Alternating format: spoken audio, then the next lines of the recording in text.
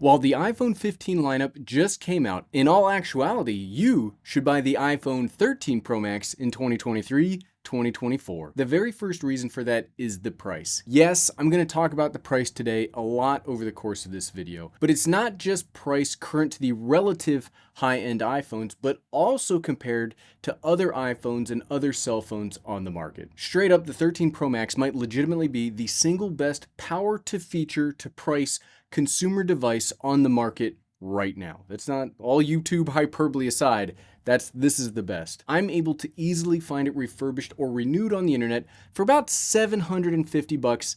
That's when I searched on Amazon quickly. That's before Prime Day and other holiday season sales start in the coming weeks to months, so it would not surprise me to find this even cheaper here soon. If you have a bit of a how do I put this? If you have a bit of an adventurous personality, you could also find it for a staggeringly low price of about $350 on places like eBay. I say adventurous personality because generally if a price sounds too good to be true, it probably is. You might be one of the folks that think you're getting the 13 Pro Max, but you get like a box of rocks or something like that. Though I am sure there are some diamonds in the rough out there somewhere that could save you a ton of money. For comparison, the current top of the line iPhone 15 Pro Max comes in at a base model price of $1199 brand new. Yes, one of the differences in the base models across the two generations is that the 15 starts at 256 gigabytes of storage compared to the 13's 128 gigabytes. But as you've seen in my videos previously, I don't find 128 gigabytes to be very limiting, even when I constantly take photos and videos with my phone. That shouldn't be too shocking though, right? A 2-year-old phone can be had for less than the current cutting edge?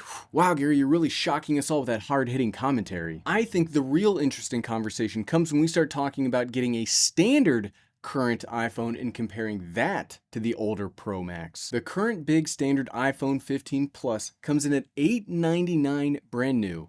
With a little top of my head mathematics, that's almost $140 more to get less features, which is crazy to think about, but hang with me, I promise we will get there here in the video. And I'm gonna do my best right here in the front to not bring up price too much now that we're past the price thing, because everything I could say today would be, oh, the camera's great, especially for the price. Oh, the body's great, especially for the price. It is gonna be difficult because the 13 Pro Max is fantastic, and that it's almost as good as what you get today, but for way less, is kind of the whole thesis statement of this video. It's the vibe, if you will. You know, I know what the kids say. The next reason to buy the 13 Pro Max is the display. It's insane, and it's still one of the best that you'll find on the market, bar none. The 13 Pro Max was the first year Apple put their best foot forward and added ProMotion to their all-screen OLED display. What that gets you practically is it gets you up to 120 Hz refresh rate for the smoothest and cleanest visual informations for things like gaming or watching Twitch streams or other unique instances where you need that tippity top screen tech. But on the other hand, it will also lower the refresh rate to as little as 1 Hz if you are doing something like reading a book or shopping online where you're just looking at pictures or reviews. This will save a big chunk of battery life. The funny thing is, the iPhone 15 Pro Max has the same tech in it. Yes, the screen has smaller bezels, can do more in max brightness, and has that dynamic island, but functionally speaking, the two screens are very, almost shockingly close in capabilities. The unfunny thing is that the iPhone 15 Plus, remember that standard iPhone that costs up to $140 more than this older one, yeah, that doesn't have ProMotion and that super fast or super slow option for battery life. It does win out on that 2000 nits of max brightness front, and I don't want to discount that. Being able to see your phone clearly outdoors is really important, but 1200 nits from the 13 Pro Max is still very visible, and I do think the display on the older Pro is better than the display on the current standard. The next reason to buy the 13 Pro Max are a couple of reasons put together, and that's the camera system. The 13 Pro Max has an amazing photo video system built into the 3 cameras on the backs.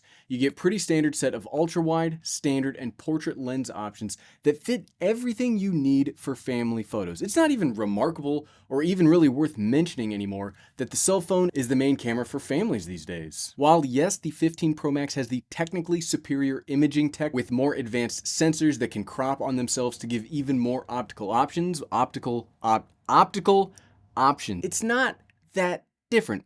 Yes, it has some new modes like action mode and the new portrait system, but full disclosure, I actually prefer how the video and photos look out of my 13 and 14 Pro Max more than the 15. And I get it, that's likely my fault, but if me, a person that specifically looks for these differences to talk about in YouTube videos, if I either can't tell a difference or I prefer the look of the older models, I guarantee that if you don't do the same, you would not be able to tell the difference. If you do a lot of digital zoom-ins, then yes, you'd probably be served better with a newer phone, but if you don't, the older model is still the better model. The same thing applies to the standard iPhone, even more so, because it doesn't have the actual telephoto lens built into the back. It does the same sensor crop and a bigger megapixel camera that the 15 Pro lineup, so it evens out a little more, but I still think the 13 Pro Max edges that out. But remember, those little differences come at a literal price cost. Okay, that's the only time I'm gonna do that today.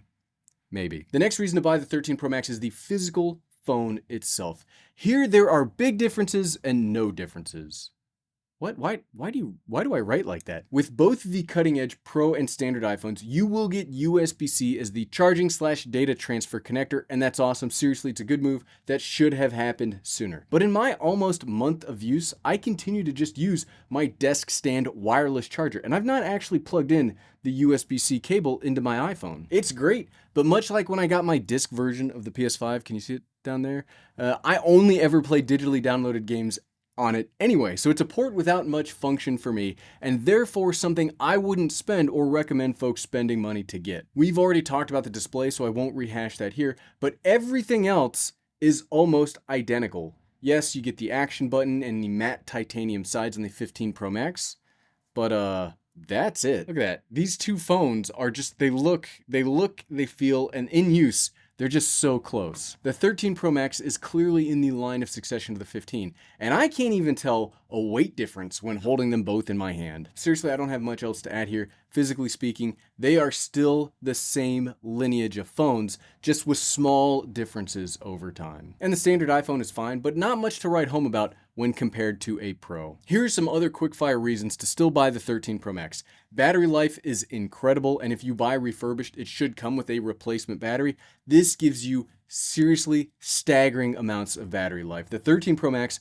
was the first phone where it just shocked me at how long I could go without charging it. The accessories are also awesome. Cases galore, and with this being 2 years old, you can get just about any version of any accessory you want for dirt cheap, especially because the iPhone 15 Pro Max is slightly different with that slightly different connector, necessitating accessory designers to update models and unload all of the old stuff. It will cost you far less to outfit a 13 Pro Max compared to a 15 Pro Max. The speakers are amazing. Nothing sounds as good as an iPhone Pro Max. Fight me. You'll still get the latest iOS because this has the A15 Bionic, the higher end version of the A15 Bionic, which when you look at Apple's lineup as a whole, that processor is only a year old. Last year's standard iPhones had the same chip. So this could get updates even longer compared to other 2-year-old phones. Look, straight up, the iPhone 13 Pro Max is the phone that I recommend when people come to me asking what they should buy. Personally,